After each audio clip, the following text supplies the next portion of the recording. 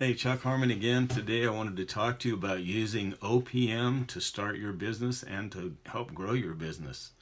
Now, OPM is not opium, it's OPM, which stands for using other people's money.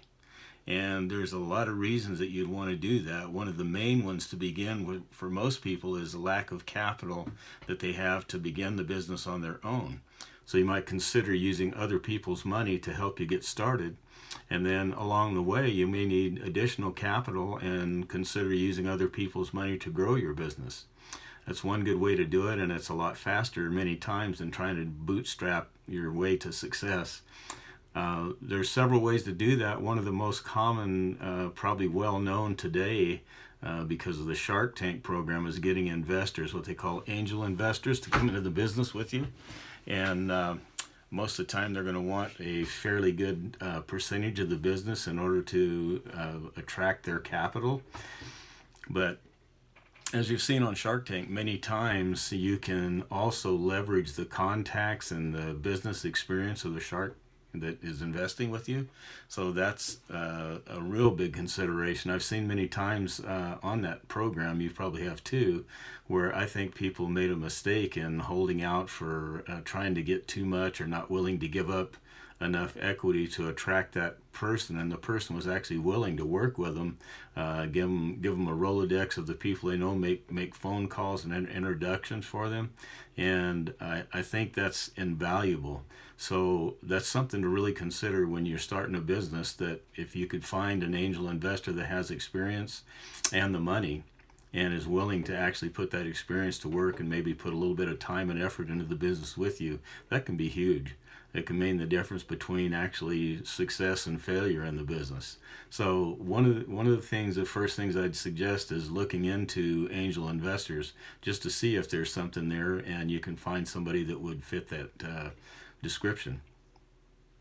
Well, the next thing would be there are people out there that have money in a savings account right now that are probably at less than 1% or maybe between 1 and 2% return on their money, that would be looking for a place to put money that if they believed in you would be willing to maybe invest in you, and that would be more of a loan. So you would write up some type of a deal with them to give them a better interest rate, and it would normally, because of the risk involved, they'd want a quite a bit better, but maybe 6-7%. If they're getting 1 or 2% at a bank, that might be really tempting for them to invest that money with you. And basically, again, it's a loan, and you would have some type of repayment plan.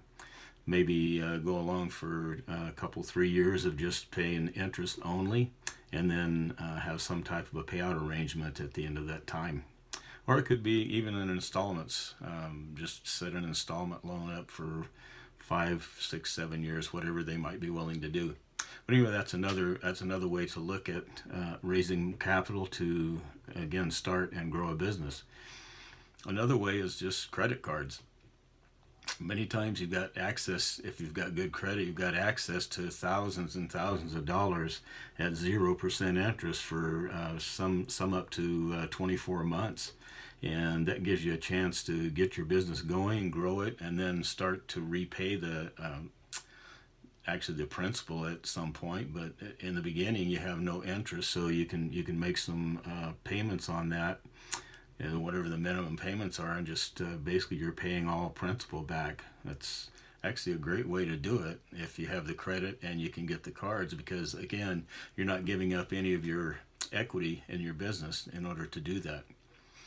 Then one of the last and probably the least favorable last resort, but is friends or relatives. Most of us have some type of a friend or relative that seems to be awash in money, and if they like you and they're so inclined, they'd probably be actually happy to help you get started if they believe in what you're doing and you've got a good business plan. That's the other thing you're going to need, no matter which way you go with this. You're going to need to have a good business plan and be able to convince people that you have a very good chance of making it in business and repaying the money. Because no matter where you get the money, it's going to be expected to be repaid, and you want to be repaid. I mean, you want to repay it. So anyway, those are the main ways I think. There's others like Kickstarter and some of those programs that you could look into, and a lot of those are great ways to raise money. Crowdfunding.